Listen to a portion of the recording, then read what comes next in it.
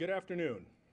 I'm Lieutenant Ray Spencer. I'm the lieutenant that oversees the homicide section for the Las Vegas Metropolitan Police Department.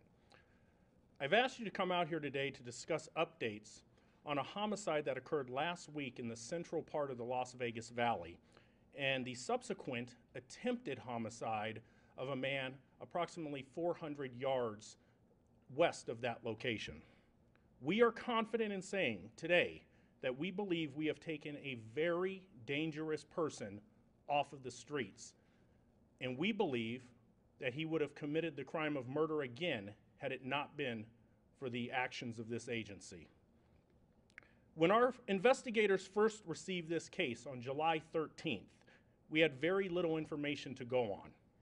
As you may recall, a homeless man was found shot on the intersection of Penwood and Decatur. A resident in that area was out for an early morning jog when he discovered the motionless body of that man lying on the sidewalk. Our homicide investigators immediately began their investigation. Early on, we discovered surveillance video that captured the murder.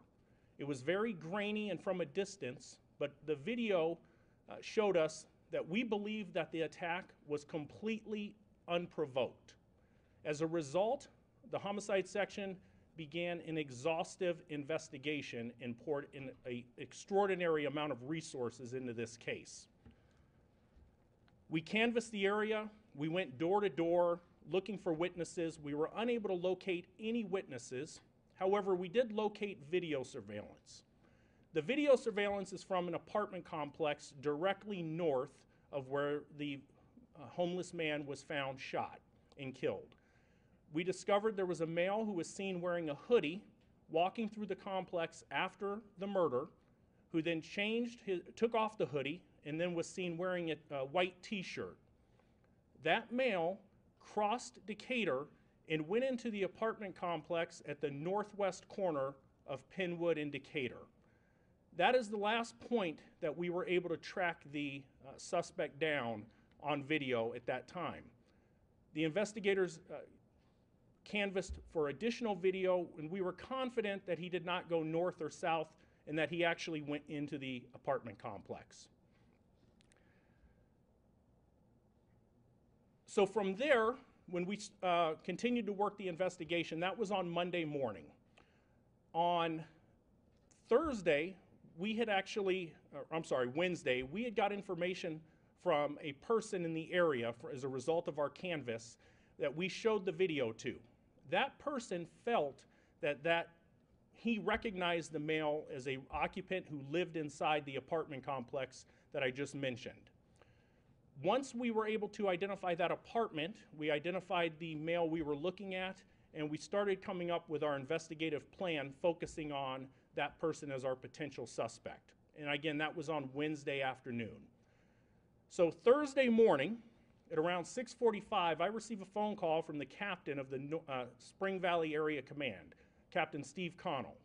Captain Connell informed me that late Wednesday night, they had a male who was involved in a shooting. That man was out walking his dog at a park in the area directly west of the apartment complex that we were looking at, and he stated that it appeared that the male was shot in an unprovoked attempt. There was no mention of a robbery, and he asked the section's assistance because he felt that the person may die as a result of his injuries.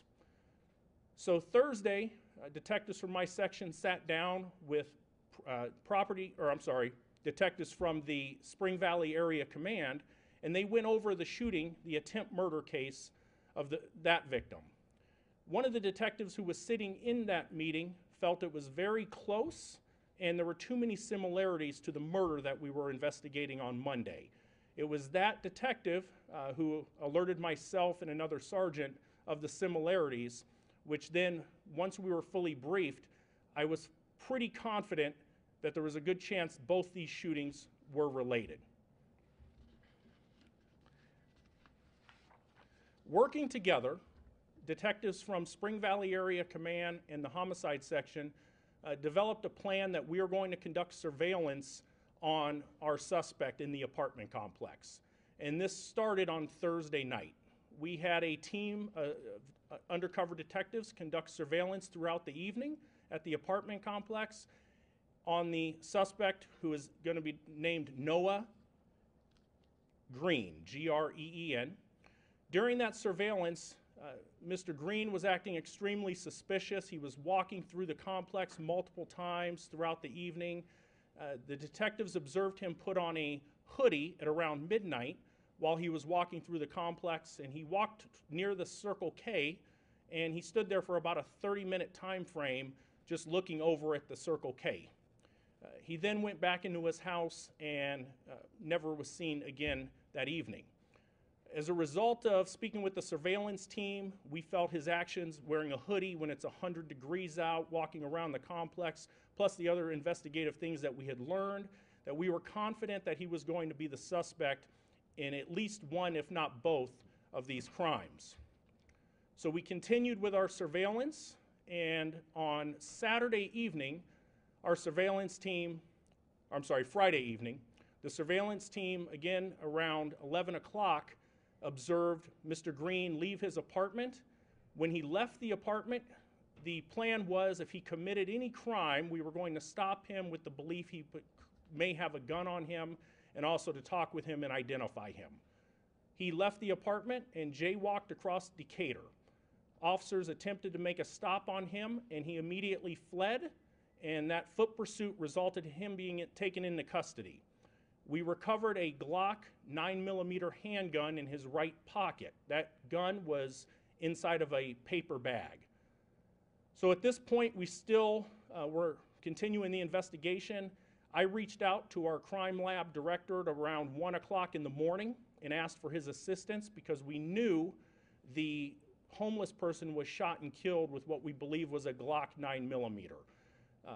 The captain contacted his personnel and had them come in first thing Saturday morning to the crime lab to begin testing the ballistics on the firearm, because at this point we did not have enough to charge Mr. Green on either of the cases. While that was working, we also recovered the cell phone and obtained a search warrant for the cell phone and Mr. Green's apartment.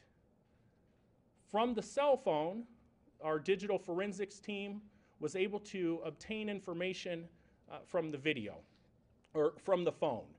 What we learned is that Mr. Green, the phone in his possession, showed both the homeless person being murdered unprovoked, and it also showed the unprovoked shooting of the man walking his dog. I will tell you, I've been a police officer for 22 years. I lead the homicide section. The videos are absolutely disturbing. He is holding a cell phone in his hand. Starts out, the video shows his feet. He's holding it in his hand. He walks up to a man who is sleeping on the sidewalk and fires one round, striking him in the head, killing him. The next video shows a man out walking his dog at a park. When he walks up, points the gun at him, and shoots him at the chest completely unprovoked. I'm confident when I tell you that the work that was done by the men and women of this agency is absolutely phenomenal to make sure that the residents of this community are safer as a result of Mr. Green's arrest. This could not have been possible without the help of the citizens that we came into contact with, who provided the initial information with Mr. Green as being a suspect, and also the tireless work by the LVMPD Homicide Section, Spring Valley Area Command and their detectives and flex team, and the digital forensic investigators, along with our criminalistic section. So with that, I will take a couple questions, if there are any. Do we know if this person, the suspect, was involved in other activities before, or criminal activities? It's a very good question. It's something that we are looking at right now. We have the phone. There were other phones that were recovered in the search warrant inside of his house. We will be going through every piece of electronic evidence that we have to see if he's involved in any other crimes in that area. That is definitely something that we are looking at. In the back. Same question, did anything on his phone indicate that he may have been involved in some other crimes? Yeah, it's still, again, we're still 24 hours out from the information that we have learned. It was, again, still ongoing at that point. Yes? What was the purpose of recording the murders? My opinion is that it appears that it is a thrill killing. I mean, the person is sitting, this person is a homeless person who's sleeping. There's no incident contact prior to, and same thing with the man who's out walking his dog after work. And the fact that he recorded it is something that, you know, you see he's definitely keeping it for his own use to personally view it in the future. So again, it should be concerning to everybody that there is somebody that is out there that would target somebody randomly, and that is why it is such a priority for this agency and all the officers involved to make sure that this person was held accountable for their actions. Yes? Is that the message to the community, getting people like this off the street through whatever means is necessary, right? Well, the message to this community is that the men and women that work here are going to put in tireless hours to make sure that people who commit violent crime in this city are held responsible. And I can't be more proud of everybody involved in the work that they did on this case to make it safer for not just everybody in this room, but our families and everybody that lives in this city. No Metro contact with this person before this happened, though, yes? No previous record or anything?